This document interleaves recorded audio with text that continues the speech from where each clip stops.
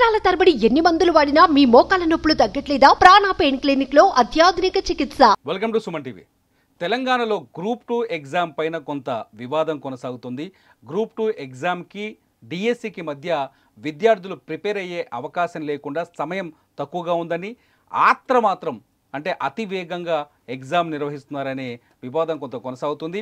చాలా చోట్ల తెలంగాణలో విద్యార్థులు అంటే ఎవరైతే యాస్పిరెంట్స్ ఉన్నారో గ్రూప్ 2 ఎగ్జామ్స్ రాస్తున్నారో నిరుద్యోగులు ఆందోళన బాట కూడా పట్టిన పరిస్థితి కనిపిస్తుంది. దీంతో పాటు గ్రూప్ 1 పరీక్షలో మొన్న ప్రిలిమినరీ రాసిన వాళ్ళు ఎవరైతే ఉన్నారో గ్రూప్ 1 పరీక్షలో 1:100 తీసుకోవాలనే ఒక డిమాండ్ కూడా తెరపైకి వస్తుంది. ఈ అంశాలన్నింటిపై మనతో చర్చించడానికి వరంగల్, ఖమ్మం, నల్గొండ పట్టభద్రుల నియోజకవర్గం నుంచి ఎమ్మెల్సీ అభ్యర్థిగా కంటెస్ట్ చేసిన చంద్ర క్రాంతి కుమార్ స్టూడియోలో ఉన్నారు. నమస్కారం క్రాంతి కుమార్ గారు. సార్ నమస్కారం అండి. క్రాంతి కుమార్ గారు, గ్రూప్ 1 ప్రిలిమినరీ ఎగ్జామ్ చాలా అద్భుతంగా జరిగింది. గతంలో పేపర్ లీకులు వివాదాలు ఉండే, వివాదాలు లేకుండా చాలా స్పష్టంగా జరిగింది. అక్టోబర్లో దీనిపైన మెయిన్స్ కూడా వెళ్ళే అవకాశం ఉంది. మీ డిమాండ్ ఏంటి? చాలా మొదటి నుంచి మాట్లాడుతున్నారు, చాలా చోట్ల డిస్కషన్ కూడా నడుస్తుంది. గ్రూప్ 1 1:50 అంటే ఏంటిది, 1:100 అంటే ఏంటిది, ఎందుకు 1:50 కాకుండా 100కి వెళ్ళాలనుకుంటున్నారు? అంటే దీని గురించి మనం విశ్లేషిస్తే ఏంటంటే సార్, ముఖ్యంగా రాహుల్ గాంధీ గారు, ప్రియాంక గాంధీ గారు ఎన్నికల సమయంలో వాళ్ళు విద్యార్థులతోని చర్చించడం జరిగింది. విద్యార్థులు ఉన్న చోటుకే వెళ్ళి వాళ్ళు ఏం మాట్లాడాలంటే, మీరు 2 నెలలు మాకు టైం ఇవ్వండి, 2 నెలలు మాతో బస్సు యాత్ర చేయండి, మేము అధికారంలో రాగానే 1:100 చేస్తాము, మెగా డిఎస్సి చేస్తాము, పోస్టులు పెంచుతాము అని చెప్పి ఖరాఖండిగా చెప్పిళ్ళు. దాంతోపాటు మన ఇంతకుముందు బీఆర్ఎస్ ప్రభుత్వంలో ప్రతిపక్ష నేతగా ఉన్నప్పుడు బట్టి విక్రమార్క గారు ఏం చెప్పారంటే, 1:50 కాదండి, గత 12 సంవత్సరాల నుంచి గ్రూప్ 1 నోటిఫికేషన్ రాలేదు కాబట్టి 1:100 తీస్తే, ఎందుకంటే వాళ్ళకి చాలామందికి ఏజ్ వయోపరిమితి అయిపోయి ఉంటుంది. ప్లస్ దీంతోపాటు ఏంటంటే చాలా సంవత్సరాల నుంచి వాళ్ళు, ఎందుకంటే బీఆర్ఎస్ ప్రభుత్వంలో 2 సార్లు ఈ యొక్క పేపర్ అవుట్ అయింది, అంటే వాళ్ళు రద్దు చేసిండ్రు. సో ఈ 3వ అన్న పేపరు వాళ్ళు కరెక్ట్ కూడా చాలామంది కూడా నిరుత్సాహపడ్డారు, ఎందుకంటే వాళ్ళు అనుకున్నట్టుగా పేపర్ రాకపోవడం అనేది సాంప్రదాయబద్ధంగా ఇచ్చిండ్రు అని చెప్పేసి దీని మీద చాలా ట్రోల్స్ కూడా జరిగింది.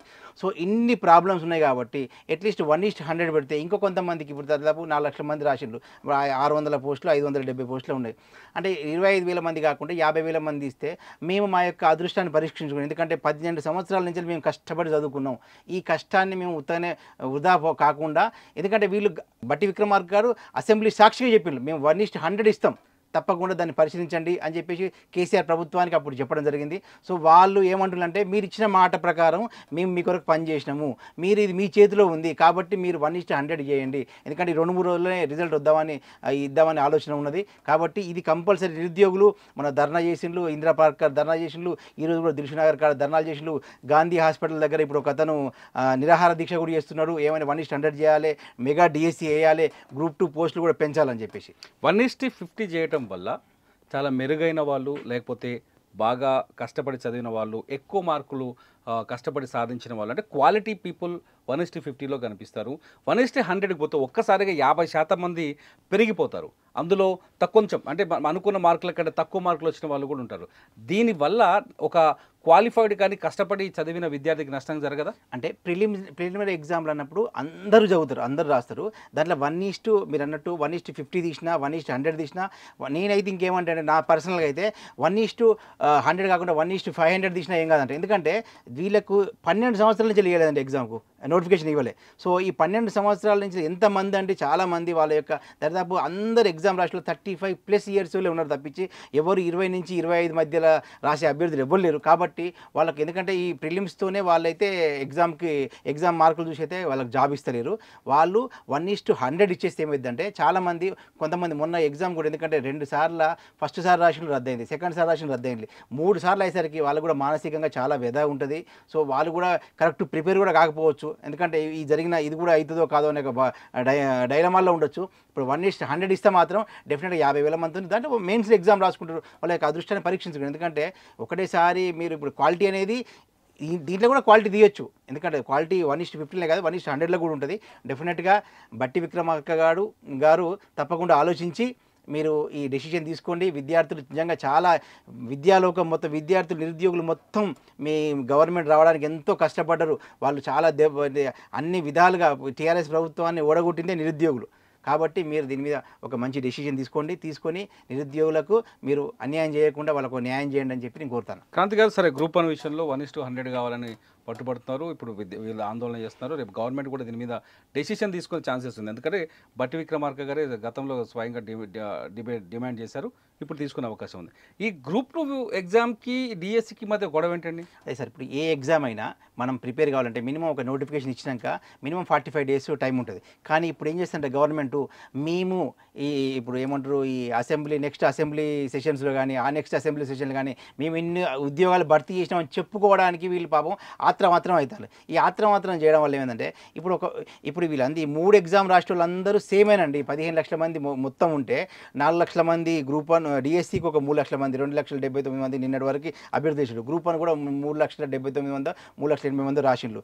గ్రూప్ 2 కూడా దాదాపు ఒక 4-5 లక్షల మంది రాసేవాళ్ళు. వీళ్ళందరూ కూడా ఎక్కడి నుంచి వస్తారంటే అందరూ డిగ్రీ చేసిన పిల్లలే, అందరూ డిఎస్సి ప్రతి ఒక్కరు ఒక గ్రూప్ 1 రాష్ట్రాలు గ్రూప్ 2 రాష్ట్రాలు అందరూ బీఈడీలు చేసి ఉన్నారు, డిఆర్డి చేసి ఉన్నారు. అంటే వీళ్ళందరూ కూడా ఒకటే ఏజ్ గ్రూప్ వాళ్ళు కాబట్టి వాళ్ళు ఏం చేస్తారంటే గ్రూప్ 1 రాస్తుండ్రు వాళ్ళే, గ్రూప్ 2 రాస్తుండ్రు వాళ్ళే, గ్రూప్ 3 గ్రూప్ 4 డిఎస్సి రాష్ట్రాలు కూడా వీళ్ళే ఉన్నారు. ఎందుకంటే ఈ నోటిఫికేషన్లు అనేది చాలా లేట్, చాలా సంవత్సరాల తర్వాత రావట్లేదు. కాబట్టి వీళ్ళకు ఇప్పుడు గ్రూప్ 2 రేపు సేమ్ ఉంది. మళ్ళీ గ్రూప్ 2 సిలబస్ వేరు, డిఎస్సి సిలబస్ వేరు. ఇప్పుడు డిఎస్సిలో కూడా దీంట్లో ఉన్న సిలబస్లో కూడా కొంతమంది హెచ్జిటి ప్రిపేర్ అవుతారు, కొంతమంది సోషల్ ప్రిపేర్ అవుతారు, కొంతమంది తెలుగు స్కూల్ అసిస్టెంట్ తెలుగు, కొంతమంది మ్యాథ్స్, కొంతమంది ఫిజికల్ సైన్స్. ఒక ఎంపీసీ చేసిన స్టూడెంట్ మ్యాథ్స్ రాసుకోవచ్చు, ఫిజికల్ సైన్స్ రాసుకోవచ్చు. మళ్ళీ దాంట్లో కూడా ఎంఏ తెలుగు చేసి ఉంటే వాళ్ళు compulsory group school assistant Telugu రాసుకునే అవకాశం ఉంది. గవర్నమెంట్ ఇచ్చిన దాంట్లో ప్రకారం బీఈడీ చేసిన వాళ్ళు కూడా ఎస్జిటికి సెకండరీ గ్రేడ్ టీచర్కు ఎలిజిబులే కాబట్టి ఆయన ఒక అభ్యర్థి 4 నుంచి 5 ఎగ్జామ్స్ రాసుకోవడానికి అవకాశం ఉంది. కాబట్టి వాళ్ళది కూడా నిజమే, ఎందుకంటే అది చాలా టెక్నికల్గా కూడా వాళ్ళు చెప్పేది పిల్లలు చెప్పేది కరెక్టే ఉన్నది. కాబట్టి దయచేసి ప్రభుత్వం కూడా దీని మీద ఒక మంచి ఆలోచన చేసి ఈ యొక్క డిఎస్సి మెగా డిఎస్సి ఎట్లా చేస్తానంటారు. కాబట్టి మెగా డిఎస్సిని కొన్ని రోజులు ఎప్పుడుంది అంటే గ్రూప్ 1 ఎగ్జామ్ ఎప్పుడుంది? డిఎస్సి ఇప్పుడు గ్రూప్ 2 నాకు తెలిసి ఎగ్జామ్ ఆగస్టు 7వ తారీఖు 8వ తారీఖు ఉంది వాళ్ళకు. ఈ డిఎస్సి కూడా జూలై 15 నుంచి అన్నారు. వీళ్ళు కన్ఫ్యూజ్ అవుతారు. ఇప్పుడు నాకు తెలిసి గ్రూప్ 2 రాష్ట్రోడికి సీరియస్గా గ్రూప్ 2 ప్రిపేర్ అయ్యేటోడు మాత్రం డిఎస్సి ఎవరు అసలు ముట్టుకోరు. ఎందుకంటే ఆ గ్రూప్ 2 సిలబస్ వేరు, డిఎస్సి సిలబస్ వేరు.